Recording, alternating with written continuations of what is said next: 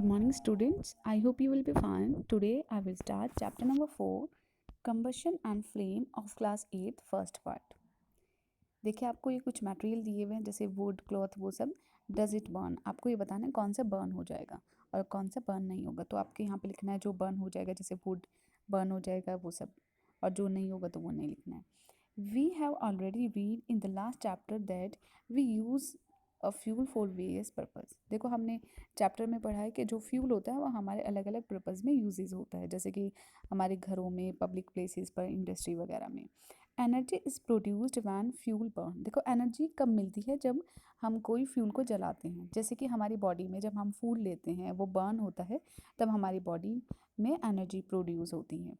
We notice that burning a substance produce heat and light. अगर आपने जब किसी भी सब्सटेंस को बर्न किया होगा और आपने उसको नोटिस किया होगा तो वो क्या प्रोड्यूस करता है, हीट प्रोड्यूस करता है, लाइट प्रोड्यूस करता है. Because of this the process of burning is made use of variety of purpose but do all the materials burn. देखो जिस टाइम पे मतलब कुछ ऐसे जो बर्निंग प्रोसेस होता है, ठीक है, जो भी सब्सटेंस बर्न होते हैं तो वो अलग अलग वेरियस पर्पज़ के लिए यूज़ होते हैं. तो ऐसे बहुत सारे मटेरियल होते हैं जो बर्न नहीं होते हैं. Do all burn in the same way. क्या सारे के सारे मटेरियल जो है वो एक तरीके से जलते हैं? नहीं, डिफरेंट तरीके से होते हैं हर एक चीज़ का. In this chapter we will discuss the process of burning in detail. हम इस चैप्टर में यही पढ़ेंगे क्योंकि बर्निंग ये कंबशन एंड फ्लेम है चैप्टर का name. We also discuss various fuel we use in everyday life. देखो हम फ्यूल के बारे में पढ़ेंगे जो हम अपनी डेली लाइफ में यूज़ करते हैं. तो सबसे पहले combustion. We know that substance like wood, coal and petroleum burn. देखो ये सब चीज़ें जल जाती हैं, वुड, कोल वगैरह. They catch fire when they are burn in the presence of air. देखो जब हम इनको बर्न करेंगे एयर के प्रेजेंस में और वो जल जाएंगे तो उसको क्या बोलते हैं? This process of burning is called combustion. जो भी हमारा फ्यूल जलता है एयर के प्रेजेंस में तो उस वाले प्रोसेस को हम बोलते हैं combustion.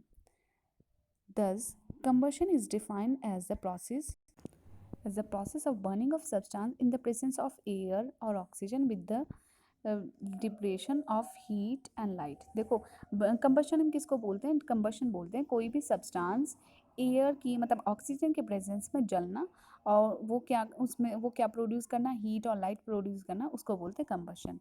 For example carbon burn in oxygen to produce carbon dioxide. जैसे कि जब हम कार्बन को कोयले वगैरह को जब ऑक्सीजन के प्रेजेंस में, एयर के प्रेजेंस में जलाते हैं तो उसकी वहाँ से क्या निकलता है? कार्बन डाइऑक्साइड रिलीज करती होती है गैस, और हीट ज़्यादा प्रोड्यूस करती है और लाइट प्रोड्यूस करती है. Complete combustion take place in the presence of sufficient oxygen. देखो कंप्लीट कंबशन कब हो जाएगा? जब उसको ऑक्सीजन मतलब सफिशिएंट ऑक्सीजन मिलेगी उसको. It is accompanied by evolution of heat and light and thus as an exothermic reaction. ठीक है, जब वो हीट और लाइट उसके अंदर से इवॉल्व होगी तो उस वाली रिएक्शन को बोलेंगे हम एक्सोथर्मिक रिएक्शन. मतलब उसकी में से क्या रिलीज हो रही है? ऑक्सीजन, सॉरी, हीट और light. On the other hand incomplete combustion take place when the supply of oxygen is inadequate. ठीक है, इनकम्प्लीट कंबशन कब होगा? जब प्रॉपर उसको हीट नहीं मिलेगी, जितनी एडिक्वेट हीट मतलब ऑक्सीजन नहीं मिलेगी. तो अगर इनएडिक्वेट ऑक्सीजन मिलेगी तो फिर वो इनकम्प्लीट कंबशन होगा. उसके बाद है combustible and non combustible substance. कुछ हमारे सब्सटेंस जो है कंबस्टेबल होते हैं और कुछ non combustible. Substance can be classified as combustible and non combustible depending on whether और not they can be burn. ठीक है, तो सबसे पहले हम पढ़ेंगे combustible substance. A substance that burn in air to produce heat and light is called combustible substance. जो substance air के प्रेजेंस में बर्न हो जाए और वो हीट और लाइट प्रोड्यूस करे तो उस वाले सब्सटेंस को बोलते हैं कंबस्टेबल सब्सटेंस. जैसे पेपर, वुड, केरोसिन ऑयल होता है जो मिट्टी का तेल, कोल, केक, हाइड्रोजन लिक्विड, वो सब क्या है? जैसे कि डंक वगैरह होता है, डंक केक होता है, जो उपले वगैरह होते हैं, तो सब क्या है? Natural gas, petroleum, diesel and alcohol are example of combustible substance. क्योंकि ये ऑक्सीजन के प्रेजेंस में बर्न हो जाते हैं और ये क्या प्रोड्यूस करते हैं, हीट और लाइट। तो ऐसे सब्सटेंस को हम बोलते हैं combustible substance. Non combustible substance, a substance that do not burn in air is called non combustible substance. और जो सब्सटेंस एयर के प्रेजेंस में बर्न ना हो तो उनको बोलते हैं नॉन कंबस्टिबल सब्सटेंस। जैसे वाटर है, ग्लास है, सैंड है, metals and cements are the example of non combustible substance. जो बर्न ना हो एयर के प्रेजेंस में तो वो उनका नॉन कंबस्टिबल सब्सटेंस, जैसे कि सॉइल दिया हुआ है, सैंड वगैरह है, ये सब नॉन कंबस्टिबल सब्सटेंस है। कंडीशंस नेसेसरी फॉर कंबशन, किसी भी सब्सटेंस को कंबशन होने के लिए, बर्न होने के लिए कौन कौन सी कंडीशंस होती हैं। तो substance which have very low ignition temperature and easy catch fire with the flame are called inflammable substance। देखो इग्निशन टेम्परेचर किसको बोलते हैं, जो सब्सटेंस लो टेम्परेचर पे फायर को कैच कर लेता है उसको बोलते हैं इग्निशन टेम्परेचर। ठीक है, मतलब जो सब्सटेंस लो टेम्परेचर पे ही फायर को कैच कर लेता है उसको बोलते हैं इग्निशन टेम्परेचर। तो यहाँ पे ये डेफिनेशन लिखी है इनफ्लेमेबल सब्सटेंस की, कि वो वाला सब्सटेंस जो लो टेम्परेचर में, मतलब अपने इग्निशन टेम्परेचर पे फायर को कैच कर लेता है उसको बोलते हैं inflammable substance. For example alcohol, LPG, liquefied petroleum gas होता है, एलपीजी का मतलब, एंड पेट्रोल, ये सब क्या है हमारे inflammable substance.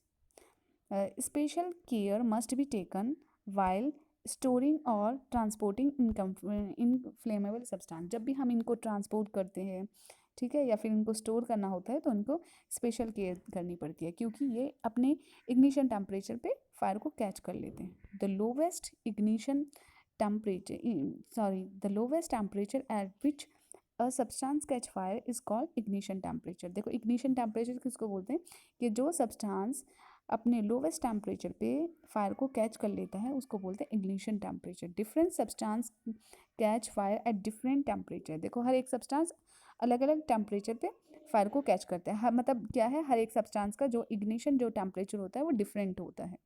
For example, a matchstick, a piece of wood, or a tin full of kerosene do not catch fire on their own। देखो जैसे कि वुड है, ठीक है, मैच स्टिक है, वो सब क्या है, वो अपने आप ही फायर को कैच नहीं करती। This is because the temperature of match stick, wood and kerosene are the lower than their ignition temperature. क्योंकि जो उनका इग्निशन टेम्परेचर से वो क्यों नहीं बर्न हो सकते, मतलब क्योंकि जो मैच स्टिक है, वुड है, या फिर केरोसिन वगैरह है, उनका जो टेम्परेचर है वो lower than ignition temperature.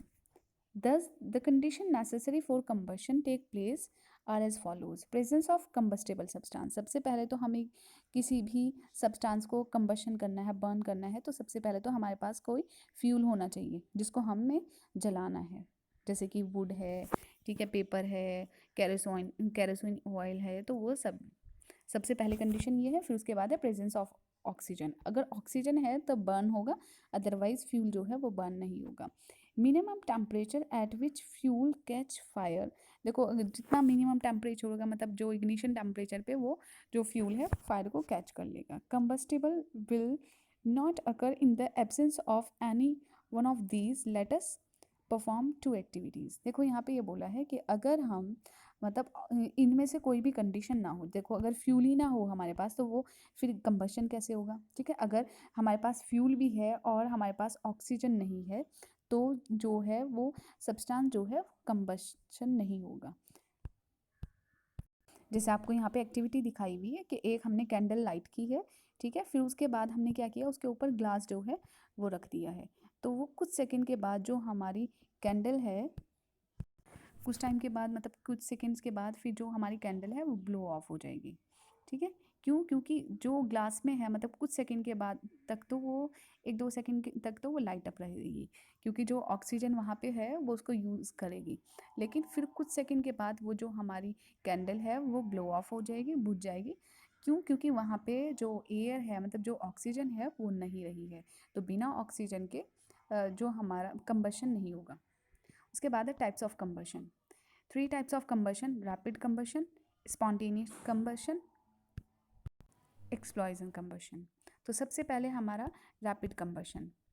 When the fuel or combustible substance catch fire rapidly and produce heat and light, this is called rapid combustion. देखो रैपिड कंबशन से आप जल्दी ये समझ रहे हो कि फास्ट, जो हमारा कंबस्टेबल सब्सटेंस बहुत जल्दी से फायर को कैच कर ले और वो क्या प्रोड्यूस करे, हीट और लाइट, तो उसको बोलते हैं rapid combustion.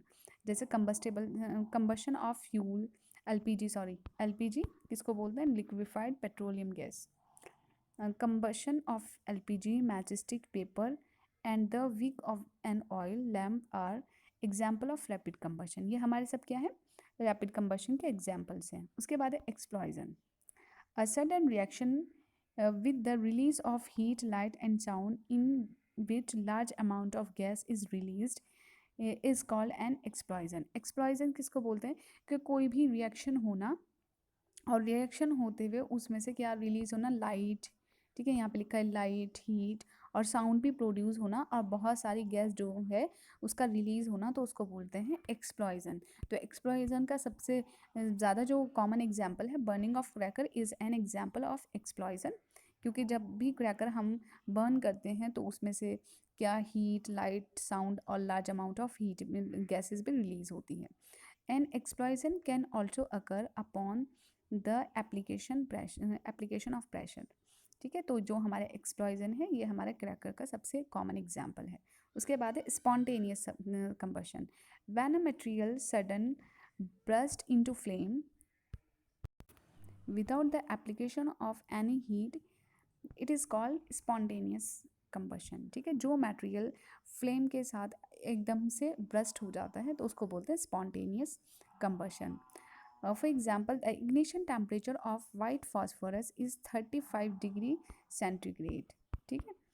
If the room temperature rise above this, white phosphate will catch fire without any application of heat, ठीक है। अगर जैसे कि एक एग्जांपल दिया आपको फॉस्फोरस का, ठीक है, तो जो फॉस्फोरस होता है तो उसका जो इग्निशन, जो वाइट फास्फोरस होता है उसका जो इग्निशन जो टेम्परेचर होता है वो 30 डिग्री सेंटीग्रेड होता है, 35 डिग्री। और जो हमारा रूम टेम्परेचर अगर वो उससे थोड़ा ज़्यादा बढ़ जाए तो जो हमारा फॉस्फोरस है वो क्या कर लेगा, फायर को कैच कर लेगा। इसीलिए जो फॉस्फोरस होता है उसको स्टोर करने के लिए वाटर में स्टोर कर लो, क्योंकि जो हमारा फॉस्फोरस है वो नॉन मेटल है और वो वाटर के साथ रिएक्ट नहीं करेगा, ठीक है। और जो फॉस्फोरस है वो ऑक्सीजन के साथ रिएक्ट कर जाता है, इसलिए हमें वाटर में स्टोर करना चाहिए। Combustion can also be classified as complete combustion and incomplete combustion. फिर जो हमारा कंबशन भी है वो कि जो हमारा जो फ्यूल है वो कम्प्लीटली बर्न हो जाए तो उसको बोलते हैं कंप्लीट, कोई रेजिड्यू ना बचे, और जो हमारा रेजिड्यू बच जाए, ठीक है, ऐश वगैरह या कुछ भी जो इनकम्प्लीट है उसको बोलते हैं incomplete combustion. Complete combustion, this type of combustion take place when sufficient amount of oxygen is available for the fuel to burn। देखो ये इस वाले टाइप के कंबशन में जो कंप्लीट कंबशन होता है उसमें फ्यूल को जलने के लिए काफ़ी ज़्यादा ऑक्सीजन की सफिशिएंट अमाउंट ऑफ ऑक्सीजन चाहिए। The fuel burn completely result in the formation of carbon dioxide and water, ठीक है।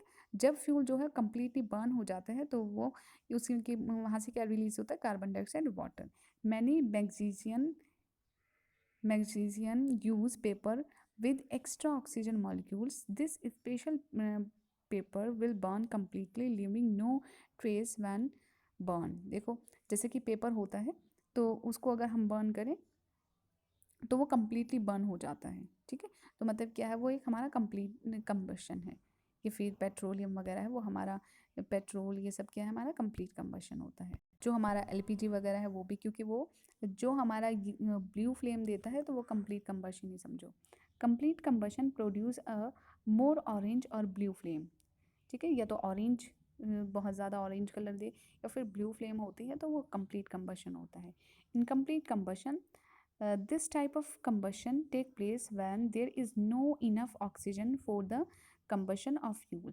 देखो जिस फ्यूल को मतलब इनफ ऑक्सीजन नहीं मिलती तो उसको बोलते हैं इनकम्प्लीट कंबशन, चाहिए नहीं होती जिसको मिलती नहीं है। This can sometime leads to the production of carbon monoxide which is very harmful to the human body, ठीक है।